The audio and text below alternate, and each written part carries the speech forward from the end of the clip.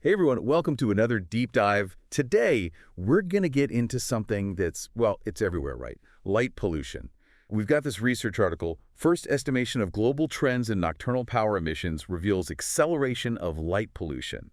And let me tell you, it's pretty eye-opening. We're going to break down how much light pollution has actually increased, the surprising stuff that's causing it, and, most importantly, why you should even care. And I think you'll find that the amount of light pollution out there is, well, kind of shocking, to be honest. Yeah, definitely concerning. Okay, before we even get into the nitty-gritty, I got to ask. Yeah.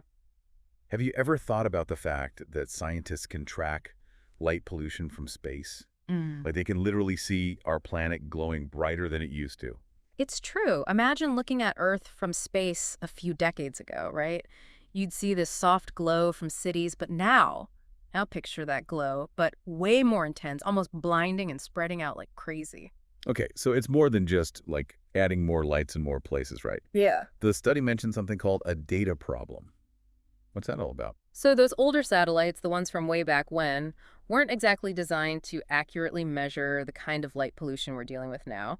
It'd be like trying to use, I don't know, a telescope to find a specific grain of sand on the beach. Okay, yeah, that tracks. Mm. So how did the researchers in this study get around that? Did they invent a time machine to send a satellite back to the 90s or something?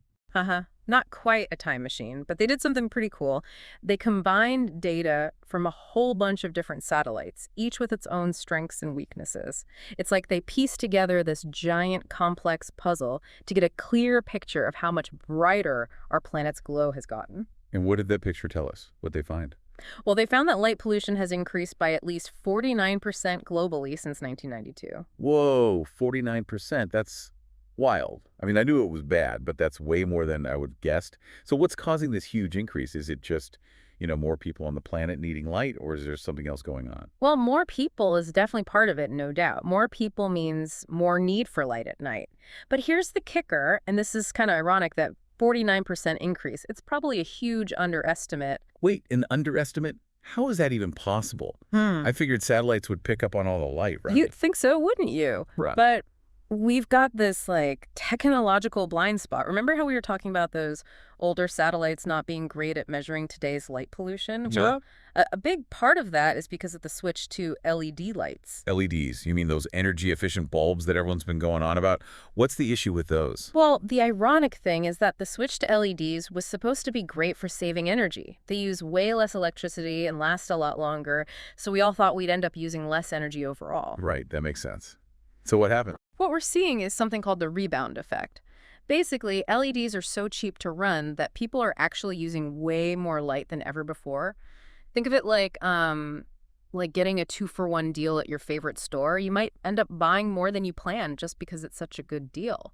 Except in this case, instead of overbuying shoes, we're overusing light, and it's impacting the whole planet. And to make matters worse, these LEDs are emitting a type of light that those older satellites have trouble seeing, right? Exactly. LEDs emit a lot of blue light, which those older satellites weren't designed to pick up. It's like they're hiding in plain sight. So we might be in even hotter water than we realize. Unfortunately, yeah, that seems to be the case. And the trend doesn't seem like it's slowing down anytime soon either. So we're basically blasting the planet with light, way more than we realize. And it's not just about, higher energy bills, right? Yeah. This has some serious consequences. Yeah. What does all this extra light actually mean for, well, everything else? That's the thing about light pollution. It's not just about, not being able to see the stars as well. It's like we've covered the planet in this artificial blanket of light, and it's really messing with the natural rhythms of life. Okay, yeah, I see what you mean. Can you break that down a little? What rhythms are we talking about here? Well, think about it. For billions of years, life on Earth has evolved with this incredibly predictable cycle of day and night. Talk about a rhythm, right? And organisms, everything from the tiniest bacteria to us, we're all cued by natural light to do pretty much everything. Sleep, reproduce, migrate, you name it. It's like a built-in schedule for all living things. Exactly. And we're messing with that schedule big time. We're bathing the planet in this artificial light, and it's scrambling those ancient cues. It can be as basic as, insects being drawn to light. It's called phototaxis, like moths to a flame.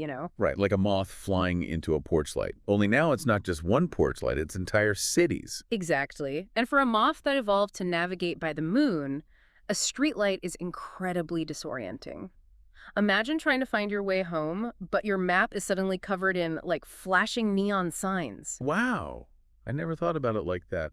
It's like we're creating these ecological traps for creatures that just can't adapt fast enough. Exactly. And it's not just insects either. Think about migratory birds navigating by starlight and suddenly they're blinded by city lights. Ah. Or baby sea turtles, mistaking the glow of a beachfront hotel for the moon reflecting on the ocean. Oh, no, those poor turtles. They hatch on the beach and they instinctively head towards the brightest light, which should be the moon, guiding them to the sea, right?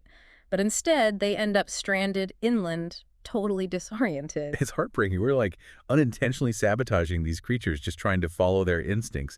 And it's not just animals that are affected, right? Yeah. Didn't we talk about plants and light pollution before? Absolutely. Plants rely on those natural light cues, too. Artificial light can really mess with their growth cycles, flowering patterns, even their ability to fight off pests. It's like forcing a farmer to grow crops in a greenhouse with the lights on 24/7. Okay, so light pollution is definitely messing with ecosystems, that's for sure. But what about us? Are we in any danger, or is it just inconvenience, like needing to use nightlights? Oh, we're not off the hook. One of the biggest ways light pollution affects us is by disrupting our circadian rhythm. Circadian rhythm, that's our body clock, right? Yeah. The one that tells us when to sleep and wake up. Right, but it's way more than just sleep. Our circadian rhythm is like this internal conductor. It orchestrates everything from our hormone production to cell repair, body temperature, even our mood. So what happens when that conductor gets a little out of whack? Well, think about what happens when we're exposed to artificial light at night, especially blue light, which is everywhere these days.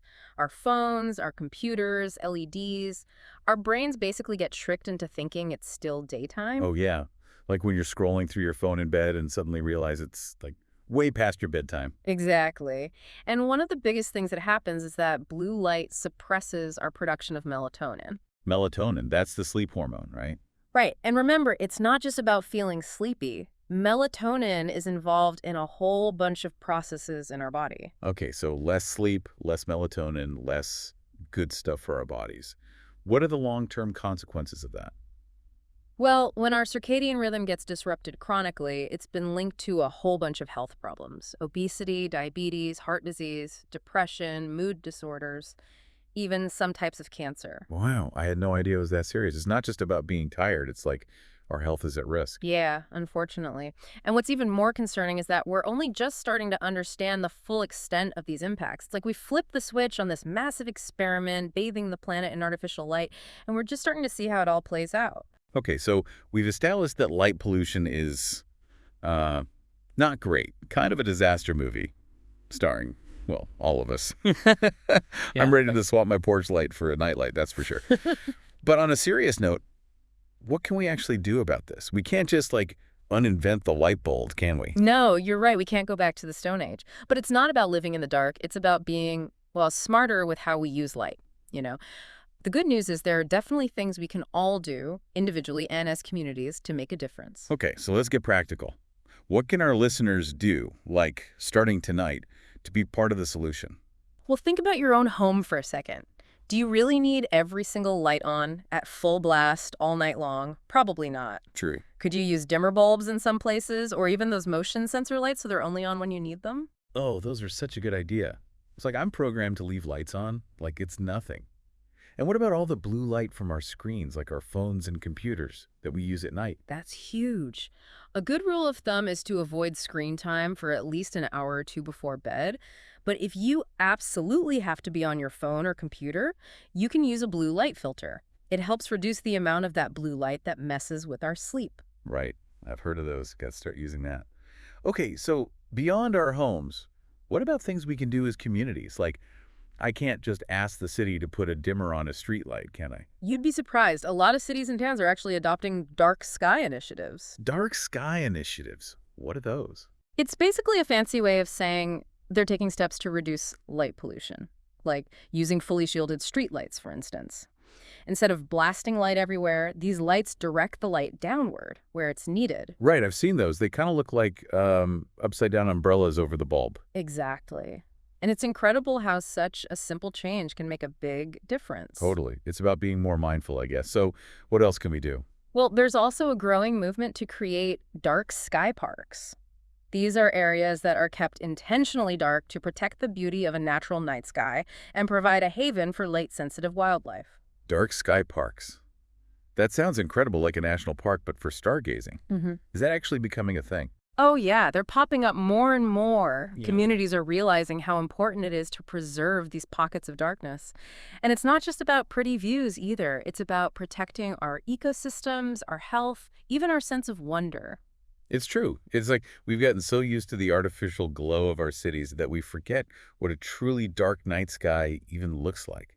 With all the stars, the Milky Way. Exactly. And as we've learned, that loss of darkness has some, well, pretty big consequences. It really does. This has been Wow. such an eye-opening conversation. I know what you're thinking because I'm thinking it too. Yeah. Was what now? What's the takeaway here? I think the biggest takeaway is that we've got more power than we realize to change things. It starts with being aware of the problem, like we've done today, and then taking action, whether it's making little changes at home, speaking up in our communities, or even just, taking a moment to appreciate the beauty of a truly dark sky. Absolutely. So to everyone listening out there, the next time you flip on a light, just think about its impact for a second. Could you use a dimmer bulb? Maybe turn off a light or two you don't really need. Even small changes can make a big difference. And if you ever get the chance to experience a truly dark sky, whether it's in a dark sky park or just away from city lights, take it. You might be surprised by how much it moves you. Well said.